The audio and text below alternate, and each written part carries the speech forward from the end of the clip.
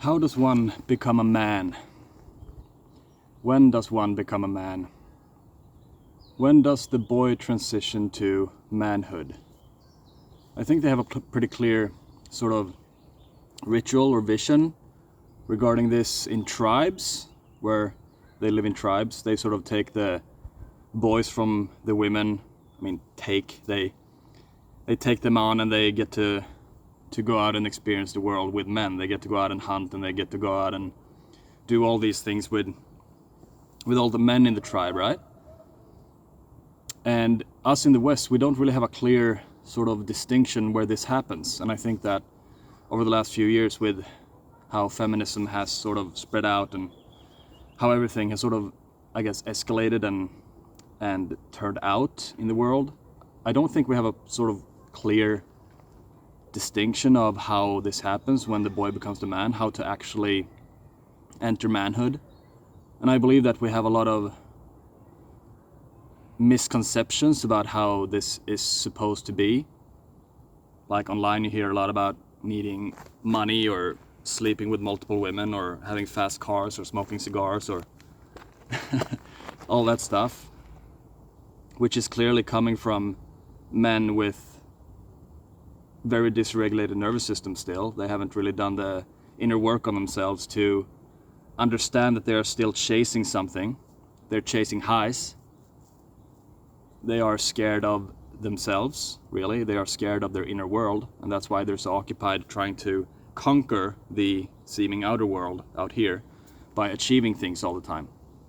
And I think that that is the misconception that a lot of young men and men have, that we think that we need to arrive somewhere, we need to upgrade ourselves, we need to improve ourselves and have all of these material gains and more women and more everything, so that we get more recognized and like powerful in that regard.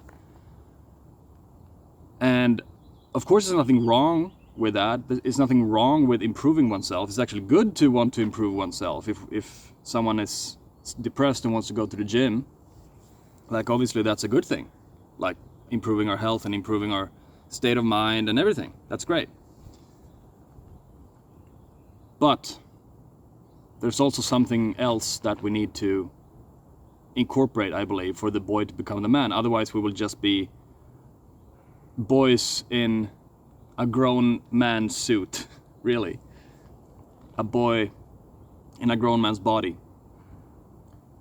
So how do we measure our success of, maybe that's the wrong word, how do we measure manhood in a better way than what society or than what the manosphere is sort of pushing out there?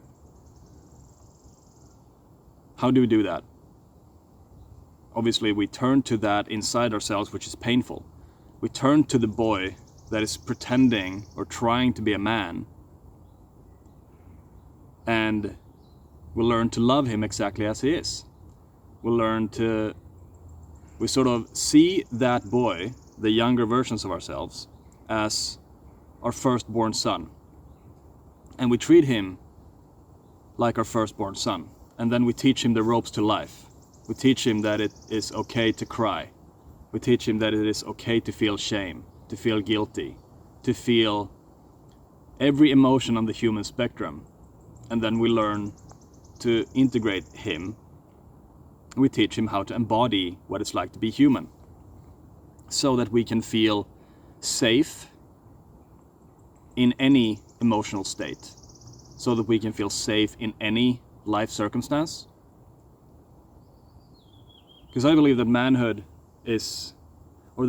can be measured in the amount of safety that we feel in difficult circumstances or in difficult emotions.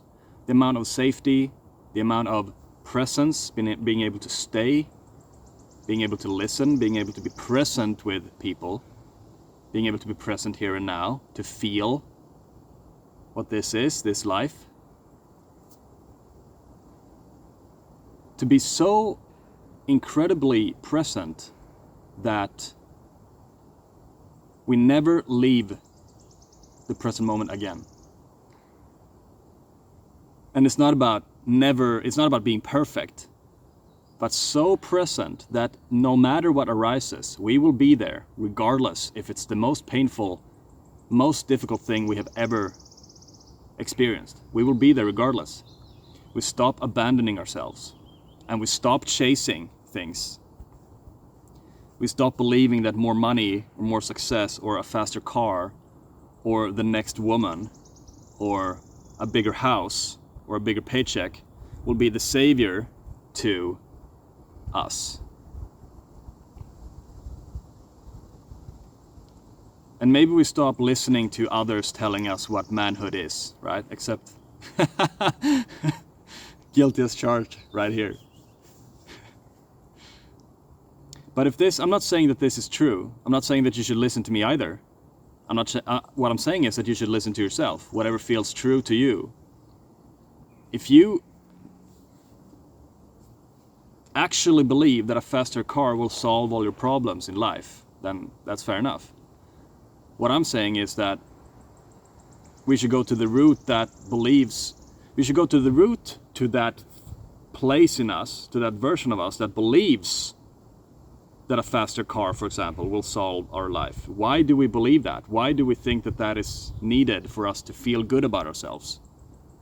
If we go to that part of us that doesn't feel good, that thinks that I need a faster car, or something like that, to be feeling good about myself, and then we heal that part, perhaps we won't even want that car anymore, right?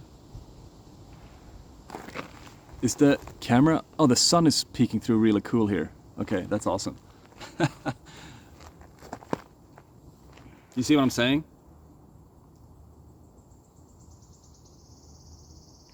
Because if we do chase things all the time, we are separating ourselves from something that is our birthright, something that makes us feel whole, something that is the most beautiful thing we can ever experience. If we believe that there's a goal, if I am here and the goal is here outside of me, and I'm continuously chasing something outside of myself, I'm making myself separate from something that I believe is going to make me whole, right? So I put my wholeness, flies, I put my wholeness outside of myself, and then I chase that, and then perhaps I arrive, and then I think, oh, this car didn't bring the wholeness that I thought it would. I'm going to chase the next thing. So I keep chasing things in the belief that they will make me whole, but of course I will never arrive. Because, Jesus, so many flies. I can't literally, it's impossible to find my own wholeness outside of myself. How am I going to make myself feel better or more of myself by attaining something that is not me, right? It would make sense that if I want to feel better about myself, feel whole, feel complete, it would have to come from the inside. And what a lot of men are sort of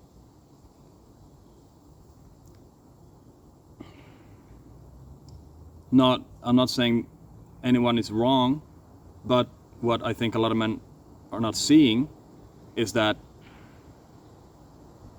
nothing that we attain is going to make us whole. So if we have this thing that we're chasing over here, and I'm fighting my way over to the goal, I'm always going to be in a state of lack. Something is always going to feel like it's missing if I do that, because it's missing. Like my wholeness is flies, Jesus. My wholeness is dependent on me arriving somewhere. So how do I break that chain? How do I make it feel like I'm not lacking anything? How do I make it so that I feel whole?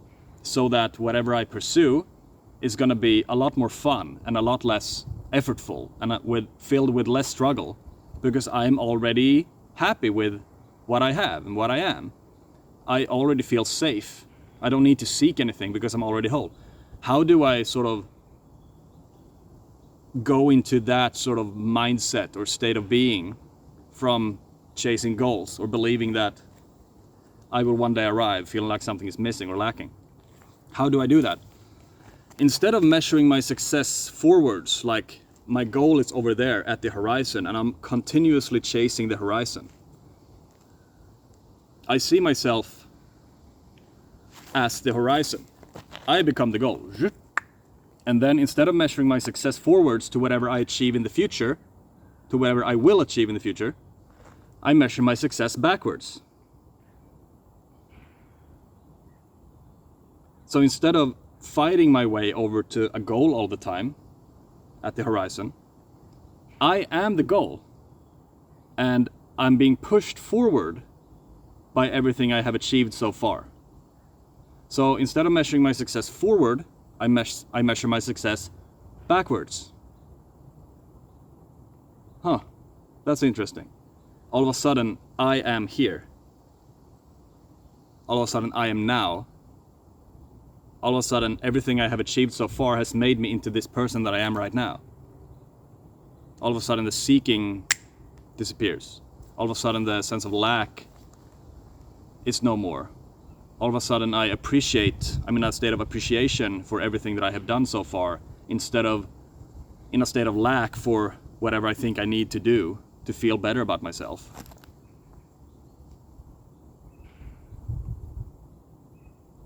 And when I'm in a state of appreciation, I feel good about myself. I don't feel like I need to do anything in particular to be anybody special. I don't feel like I need to earn more money, because how is money supposed to make me feel like I'm whole, right? It's not gonna happen.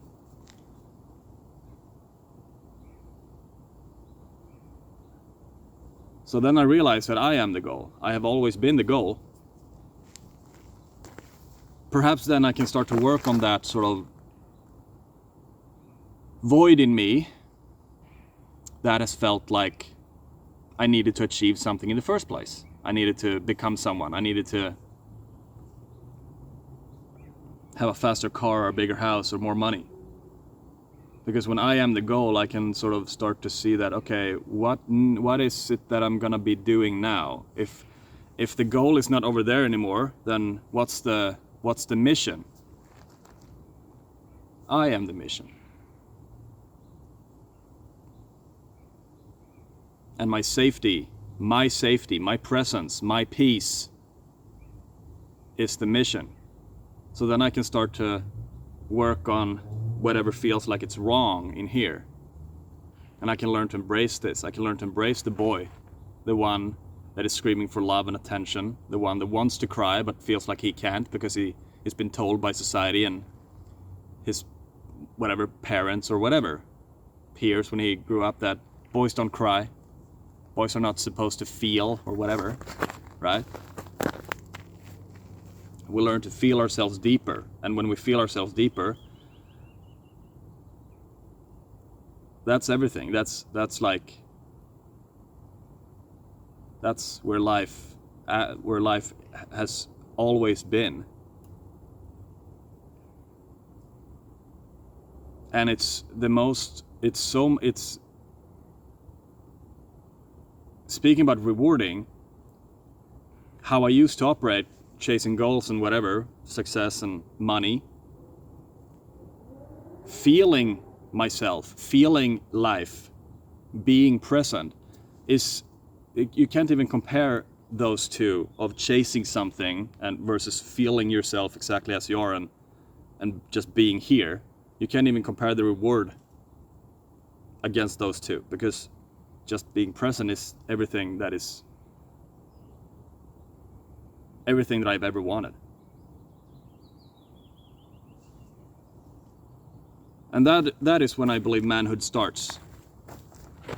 When we're no longer numbing ourselves, when we no longer need to numb ourselves, need to distract ourselves, need to find something or seek something or achieve something or get drunk or get high. There's nothing wrong with getting drunk or high at all. It might be fun. But if we do it to cover this wound, the sense that something is not right, if we're continuously chasing that in the belief of that this is what I need to do this, I don't feel good enough as I am right now, right? That's not great at all. Because then we stay as that little boy that is just screaming for attention. We stay as the boy at the same time as we're avoiding him, which is ironic. We're avoiding the pain that the boy felt as a child, and we numb ourselves and distract ourselves and chase things in the world because we believe that is finally gonna make us, we're chasing highs, right? We're trying to arrive somewhere because we believe that those highs, I need those highs. And when we don't get those highs, we feel like, oh, I need something, right? There's craving in it. And I think a man has seen that. A man has seen that whatever is taking me out of presence of being here is craving for things to be different than what they are right now. A man is someone that has seen where he is stuck, where he is not present, where he's chasing, where he's bracing, where his craving is. Not necessarily have transcended all of it, that's not what I'm saying, but someone that has located and seen that and is learning how to surrender to life and learning to feel life and learning to feel his own pain. Because that is the most courageous thing a person can do, a human can do in this life, is to actually turn inward where the pain has been, the pain that has created the craving for something to be different, and then actually leaving the craving, leaving the thing that is creating the highs that we're chasing, and turning to the wound that makes us crave things in the first place, and then sitting with that wound, and then surrendering to that pain, and then discharging that pain of its charge so that it no longer controls us, so that it no longer controls our impulses or craving. And we learn to be safe with pain, with any pain, with the absolute worst experience you can possibly imagine. We learn to be present with that so that we regulate our nervous system there, so that we feel safe regardless of what shows up, so that we can be a pillar for people to lean on when things go to shit. So that we can be the ones saying, I got this, it's fine. It's fine. I'm good. So that we're not freaking out when things go to shit, right? That's what I believe a man is. He's embodied the boy. He's been there with the boy. He stopped abandoning the boy. He stopped abandoning himself. He stopped chasing things in the future.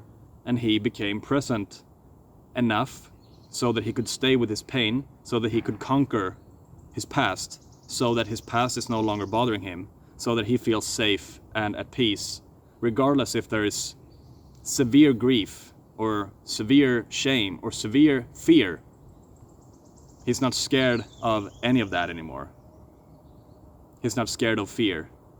If an earthquake happens, of course there's going to be fear, but it's fear coming up. He's not stifled by the fear. He's not scared of the fear.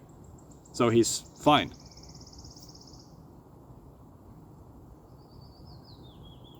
That's how I believe a boy actually becomes a man.